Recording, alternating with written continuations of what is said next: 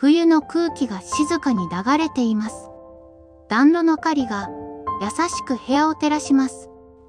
子猫たちはその前で体を丸めています。まぶたがゆっくり重くなり、少しずつ眠りに近づいていきます。暖炉のぬくもりは、まるで安心という形を持っているようです。毛並みには柔らかな光が反射し、呼吸も穏やかになります。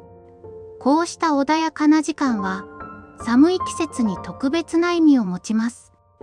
安心して眠る姿は、心に静かな温かさを運んできます。この時間がずっと続くなら、冬も悪くないと思えます。